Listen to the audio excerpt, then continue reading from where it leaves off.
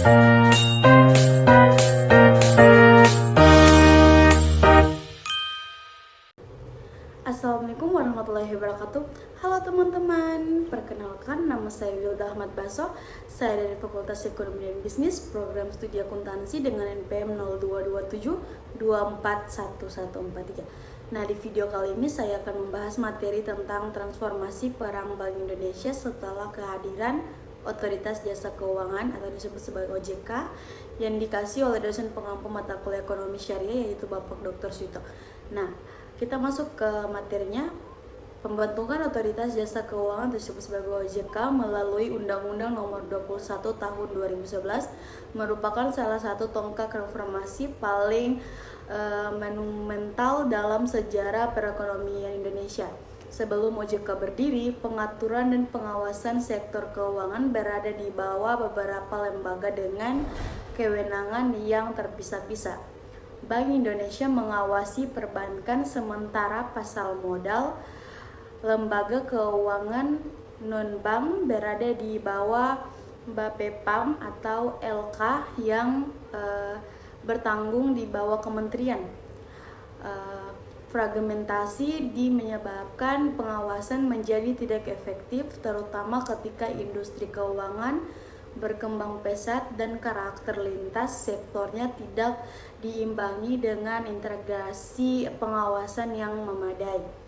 Nah, kita masuk ke kritis keuangan Asia tahun 1997 sampai 1998. Membentuk mata pemerintah bahwa kelemahan pengawasan menjadi salah satu penyebab memburuknya krisis. Banyak bank mengalami permasalahan likuiditas, kredit macet, hingga kolaps, dan negara harus mengeluarkan biaya luar biasa tinggi untuk menyelamatkan perbankan. Pelajaran pahit ini membuat para pembuat kebijakan menyadari bahwa Indonesia membutuhkan sistem keuangan yang lebih tangguh serta lembaga pengawasan yang lebih fokus dan independen. Karena itu, kehadiran OJK bukanlah sekedar pemerintahan tugas administratif, tetapi bagian dari agenda reformasi struktural untuk menciptakan sistem keuangan yang lebih stabil. Sebelum OJK terbentuk, Bank Indonesia mengakui peran yang sangat luas dan kompleks sebagai bank sentral. Ia mengatur sistem pembayaran, menjalankan kebijakan moneter, sekaligus mengawasi kesehatan bank. Beban kerja yang besar ini seringkali membuat fokus BI terbagi dan menimbulkan potensi konflik kepentingan antara menjaga kepentingan moneter, makro, dan mengurus risiko makro di tingkat bank individual. Misalnya ketika suku bunga dinaikkan untuk meredam inflasi, hal itu bisa memperburuk keselamatan bank yang memiliki masalah likuiditas. Dengan demikian, pembagian tugas yang lebih jelas dianggap sangat penting. Setelah OJK beroperasi penuh pada tahun 2013, transformasi peran Bank Indonesia mulai terlihat secara signifikan. Perubahan pertama yang paling mendasar adalah pengalihan kewenangan pengaturan dan pengawasan mikroprudensial dari BI kepada OJK, mulai dari pemberian izin pendirian bank, pemeriksaan kesehatan bank, penilaian kepatuhan, hingga tidak terdapat bank bermasalah kini sepenuhnya menjadi tanggung jawab OJK. Sementara BI tidak lagi berurusan dengan pengawasan operasional bank secara individu. Dengan lepasnya fungsi pengawasan, BI mengalami transformasi besar dalam struktur, fokus, cara kerja, dan orientasi kebijakan. Sebagai otoritas moneter, BI dapat secara penuh memutaskan perhatian pada stabilitas nilai rupiah melalui pengendalian inflasi dan nilai tukar. Tugas ini menjadi semakin krusial mengingat perekonomian Indonesia semakin terintegrasi dengan pasar keuangan global, sehingga kebijakan moneter harus dilakukan dengan ketepatan dan kecepatan yang lebih baik.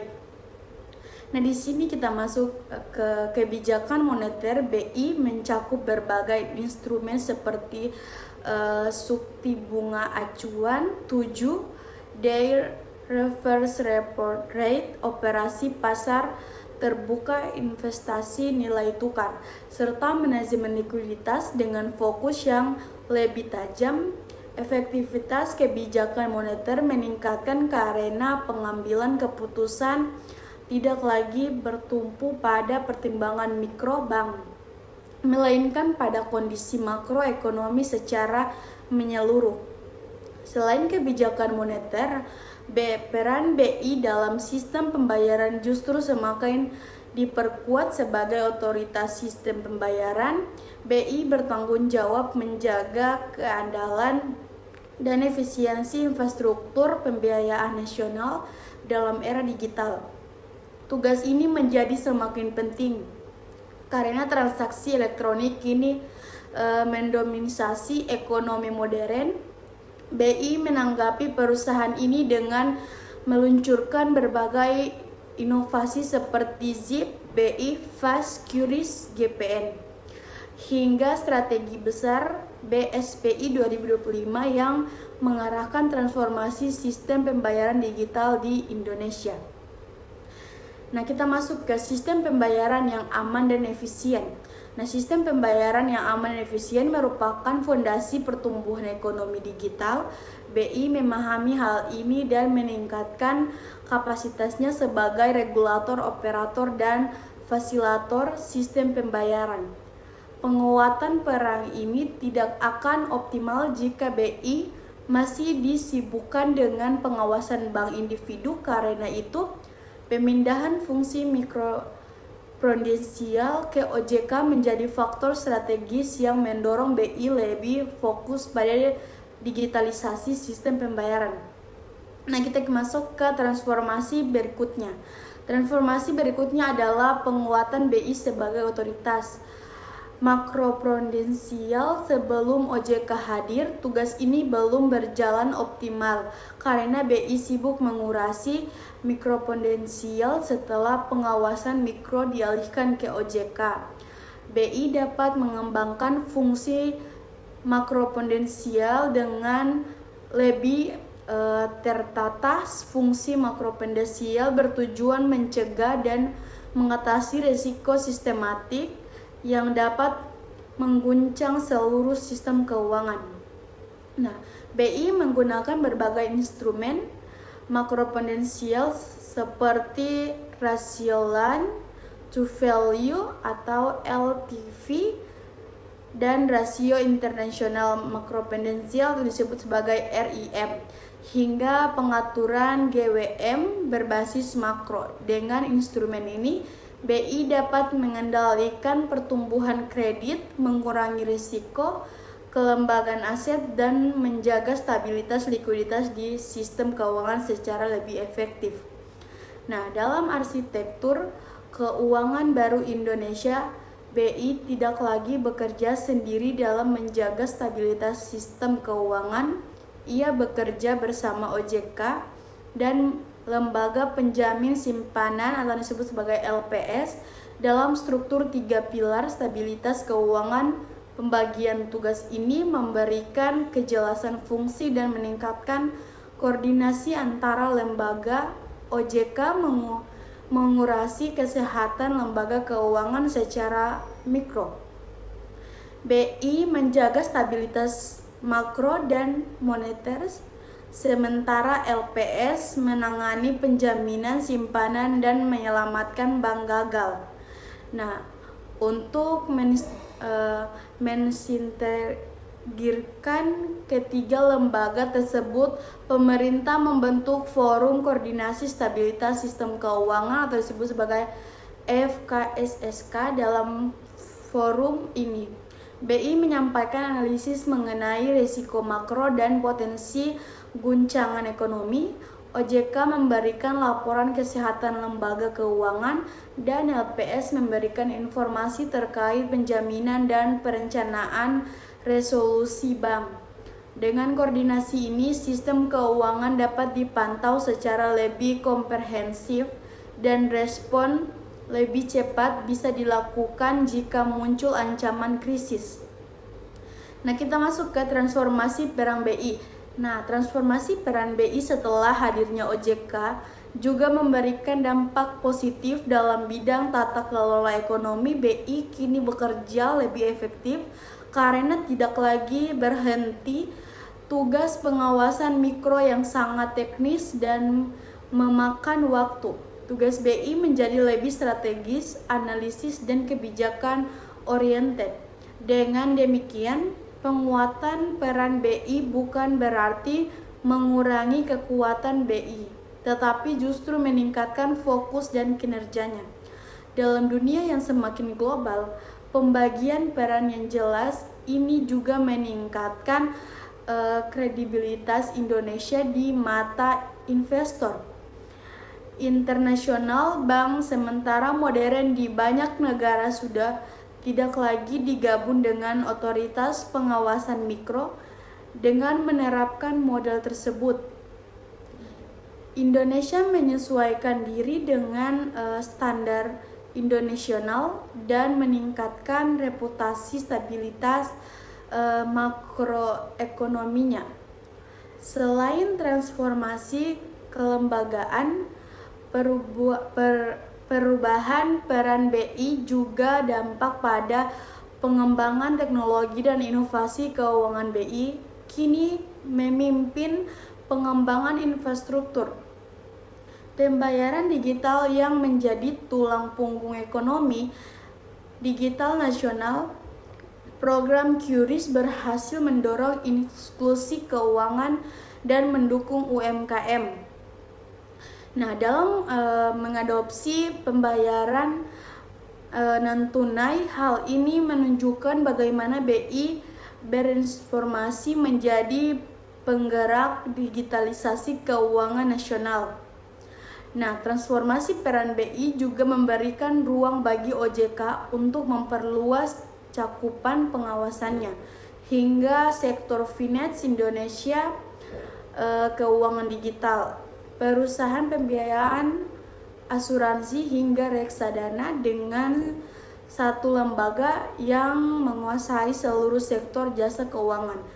Regulasi menjadi lebih harmonis, risiko tumpang tindih aturan dapat diminimalkan, dan koordinasi pengawasan menjadi lebih mudah. Dengan adanya OJK, BI juga dapat lebih fokus pada desain kebijakan berbasis data dan riset. BI kini mengembangkan model prediksi inflasi, model stabilitas sistematik, serta indikator peringatan dini. Untuk mengantisipasi potensi krisis keuangan, hal ini sebelumnya lebih sulit dilakukan ketika BI harus mengurangi pengawasan bank secara operasional. Transformasi peran ini juga memperkuat stabilitas sistem keuangan Indonesia. Dalam jangka panjang, Indonesia kini memiliki struktur kelembagaan yang mampu mengantisipasi risiko baik dari dalam maupun luar negeri. Di tengah demikian, global seperti krisis global, resesi, atau perubahan kebijakan moneter dunia, koordinasi antara BI, OJK, dan LPS menjadi kunci dalam menjaga stabilitas ekonomi domestik. Perubahan besar dalam peran BI juga menciptakan pembagian tugas yang lebih rasional. Sebagai bank sentral, BI kini menempatkan fokus utamanya pada stabilitas harga, stabilitas moneter, dan stabilitas sistem keuangan makro. Dengan demikian, BI dapat berpotensi pada kepentingan jangka panjang seperti menjaga kepercayaan pasar, memastikan kelancaran sistem pembayaran, dan mendorong digitalisasi keuangan. Nah, di sisi lain, OJK memiliki fleksibilitas untuk menyesuaikan pengaturan mikroprudensial sesuai demikian. Industri misalnya OJK dapat memperketat aturan kredit konsumtif atau mempermudah inovasi finance. Hal ini membantu menciptakan regulasi yang adaptif terhadap perubahan pasar. Sementara BI menjaga stabilitas makro sebagai fondasi sistem keuangan nasional. Nah, di sini kita masuk ke transformasi peran BI juga. Nah, transformasi peran BI juga memperkuat perlindungan konsumen melalui pembagian tugas yang lebih efisien. Keberadaan OJK membuat masyarakat memiliki lembaga yang khusus menangani pengaduan konsumen jasa keuangan, sementara BI berfokus memastikan bahwa sistem pembayaran berjalan aman dan efisien bagi seluruh pengguna. Nah, keseluruhannya transformasi ini menciptakan ekosistem sektor keuangan yang jauh lebih kuat, modern dan adaptif ketika BI fokus menjaga stabilitas makro dan OJK. Mengawasi stabilitas mikro, resiko sistematik dapat diminimalkan dan stabilitas jangka panjang lebih terjamin. Pembagian peran ini juga meningkatkan transformasi akuntabilitas dan efektivitas kebijakan di seluruh sektor keluarga keuangan. Nah, di sini pada akhirnya transformasi peran Bank Indonesia setelah hadirnya OJK bukan hanya reformasi kelembagaan tetapi juga perusahaan paradigma dalam mengelola sektor keuangan Indonesia. BI kini menjadi bank sentral modern yang fokus pada moneter, makroprudensial dan sistem pembayaran. OJK menjadi pengawas mikro dan terintegrasi, stabil dan responsif terhadap dinamika industri. LPS menjadi penjaminan simpanan dan penyelamat bank gagal ketika membentuk struktur baru yang lebih kuat dan siap menghadapi tantangan ekonomi modern. Dengan struktur baru ini, sektor keuangan Indonesia lebih tahan terhadap krisis, lebih efisien, lebih inovatif, dan lebih siap menghadapi tantangan global seperti digitalisasi keuangan, geopolitik, dan dinamika pasar internasional. Transformasi ini menjadi fondasi penting bagi penggunaan ekonomi Indonesia yang stabil, inklusif, dan berkelanjutan. Nah, yang pertama adalah latar belakang peran Bank Indonesia sebelum OJK. Sebelum OJK hadir, Bank Indonesia memiliki peran ganda.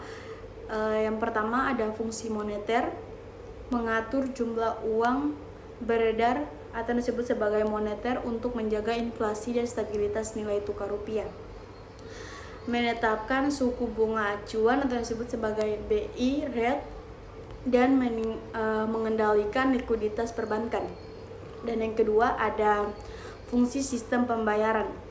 Nah, fungsi sistem pembayaran adalah mengawasi dan memastikan kelancaran sistem pembayaran nasional termasuk transfer dana antar bank dan clearing. Dan yang ketiga ada fungsi pengawasan perbankan. Nah, mengatur dan mengawasi bank-bank komprehensif dan bank umum lainnya, memberikan lisensi, melakukan audit, memastikan kepatuhan perbankan terhadap regulasi dan menjaga solvabilitas bank. Nah, sehingga BI saat itu memegang tanggung jawab ganda kebijakan moneter dan pengawasan perbankan. Hal ini menimbulkan potensi konflik kepentingan karena BI harus menjaga stabilitas moneter sekaligus menilai kesehatan bank. Dan yang kedua ada lahirnya otoritas jasa keuangan tersebut sebagai OJK. Nah, berdasarkan Undang-Undang Nomor 21 Tahun 2011 tentang OJK, dibentuk keuangan baru untuk mengatur dan mengawasi industri keuangan secara menyeluruh. OJK mengintegrasikan pengawasan. Yang pertama ada bank, yang kedua ada pasar modal, yang ketiga ada industri asuransi, dan yang keempat ada dana pensiun, dan yang kelima ada lembaga keuangan non bank lainnya. Dan di sini kita masuk ke tujuan pembentukan OJK. Nah, mengatur tumpangan tindih pengawasan antara BI dan lembaga lain, menyediakan fokus pengawasan yang lebih profesional dan independen, meningkatkan perlindungan konsumen dan stabilitas sistem keuangan. Dan yang ketiga ada transformasi fungsi BI setelah OJK.